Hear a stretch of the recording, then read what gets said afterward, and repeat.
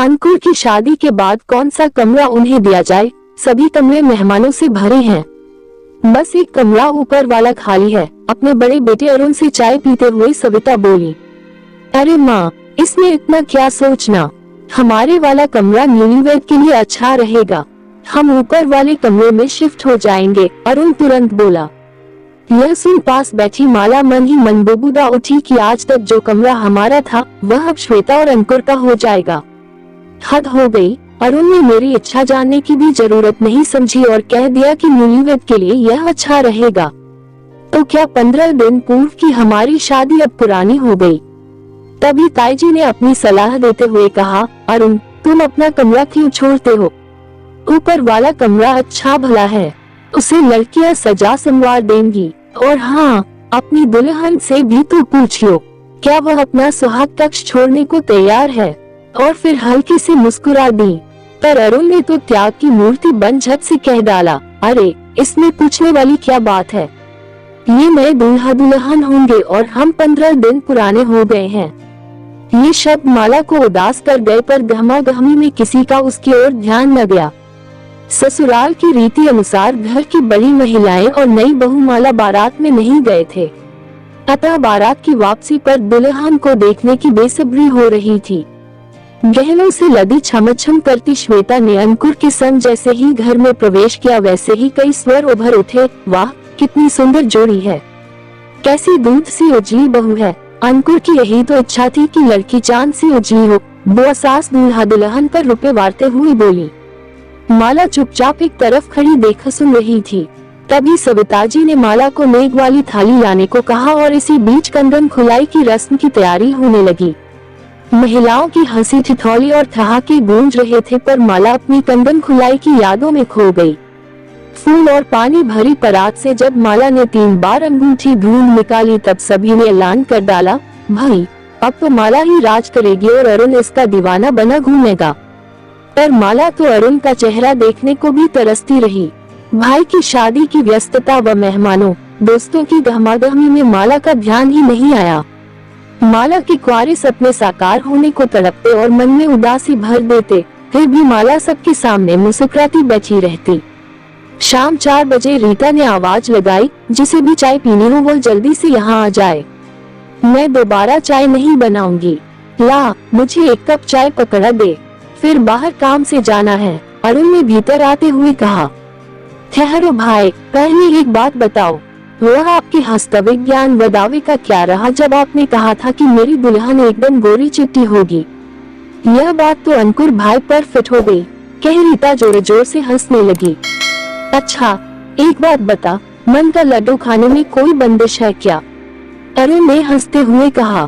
तभी ताई सास ने अपनी बेटी रीता को डपट दिया, यह क्या बेहूदगी है, नई मेरी बहुएं हैं, सोच समझ कर बोलना चाहिए। और अरुण तेरी भी मति मारी गई है क्या, जो बेकार की बातों में समय बर्बाद कर रहा है? शादी के बाद अंकुर और श्वेता हनीमून पर ऊटी चले गए ताकि अधिकतम समय एक दूसरे के साथ व्यतीत कर सके, क्योंकि 20 दिनों के बाद ही अंकुर को लंदन लौटना था। श्वेता तो पासपोर्ट और वीजा लगने के बाद ही जा पाएगी। हनीमून पर जाने का प्रबंध अरुण ने ही किया था। ये सब बातें माला को पिछले दिन रीता ने बताई थी। घर के सभी लोग अरुण की प्रशंसा के पुल बांध रहे थे, पर माला के मन में कांटा सा गल गया। मन में अरुण के प्रति क्रोध की ज्वाला उठने लगी। हमारा हनीमून कहाँ गया? अपने लिए इन्होंने क्यों कुछ नहीं सोचा? क्यों रोऊं, लगन क्या करूं?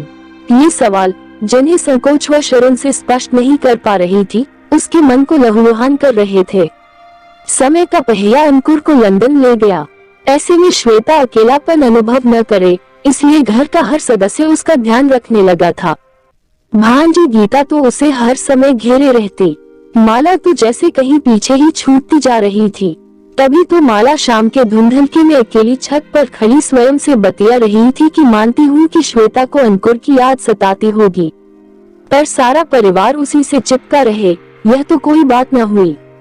मैं भी तो 2 माह से यहीं रह रही हूँ और अरुण भी तो दिल्ली से सप्ताह के अंत में 1 दिन के लिए आते हैं। मुझसे हमदर्दी क्यों नहीं? तभी किसी के आने की आहट से उसकी विचारधारा भंग हो गई। माला, तुम यहाँ अकेली क्यों खड़ी हो? चलो नीचे, माँ तुम्हें बुला रही है। और हाँ, कल सुबह की ट्रेन से दिल्ली निकल जाऊंगा। तुम श्वेता का ध्यान रखना कि वो उदास ना हो। वैसे तो सभी ध्यान रखते हैं, पर तुम्हारा ध्यान रखना और अच्छा रहेगा। अरुण आगे कुछ और कहता उससे पहले ही माला गुस्से से चिल्ला पड़ी, उफ, सबके लिए आपके मन में कोमल भावनाएं हैं, पर मेरे लिए नहीं। क्या मैं इतनी बड़ी हो गई हूँ कि मैं सबका ध्यान रखूं और खुद को भूल जाऊं? मेरी इच्छाएं, मेरी कल्पनाएं, मेरा हनीमून, उसका क्या? अरुण हैरान सा माला को देखता रह गया। आज तुम्हें यह क्या हो गया है माला? तुम श्वेता से अपनी तुलना कर रही हो क्या? उसके नाम से तुम इतना अपसेट क्यों हो गई? नहीं, मैं किसी से तुलना क्यों करूंगी? मुझे अपना स्थान चाहिए आपके दिल में। परसों कौशल्या बाई बता रही थी कि अरुण भैया तो ब्याह के लिए तैयार ही नहीं थे। वो तो मांझी 3 सालों से पीछे लगी थी, तब उन्होंने हामी भरी थी। तो क्या आपके साथ शादी की जबरदस्ती हुई है? और उस दिन रीता ने जो हस्त विज्ञान वाली बात कही थी, इससे लगता है कि आपकी चाहत शायद कोई और थी, पर माला ने बात अधूरी छोड़ दी। उफ, तुम औरतों का दिमागी घोड़ा बिना लगाम के दौड़ता है। तुम इन छोटी छोटी व्यर्थ की बातों का बतंगड़ बनाना छोड़ो और मन शांत करो। अब नीचे चलो, सब खाने पर इंतजार कर रहे हैं। वह दिन भी आ गया जब माला अरुण के साथ दिल्ली आ गई। यहाँ अपना घर सजाते संवारते उसके सपने भी संवर रहे थे। अरुण के ऑफिस से लौटने से पहले वह स्वयं को आकर्षक बनाने के साथ ही कुछ न कुछ नया पकवान, चाय आदि बनाती। फिर दोनों की गप्पों व कुछ टीवी सीरियल देखते देखते रात गहरा जाती तो दोनों एक दूसरे के आगोश में समा जाते। हाँ, एक बार छुट्टी के दिन माला ने दिल्ली दर्शन की इच्छा भी व्यक्त की थी, तो ये रोमानी घड़ियां साथ बिताने के लिए है, हमारा हनीमून पीरियड है यह। फिर दिल्ली तो घूमना होता ही रहेगा जाने मन। अरुण का यह जवाब गुदगुदा गया था। शनिवार की छुट्टी में अरुण अलसाया सा लेटा था कि तभी मोबाइल बज उठा। अरुण फोन उठाकर बोला, हेलो, अच्छा ठीक है, मैं कल स्टेशन पहुंच जाऊंगा। Okay bye. किसका फोन था?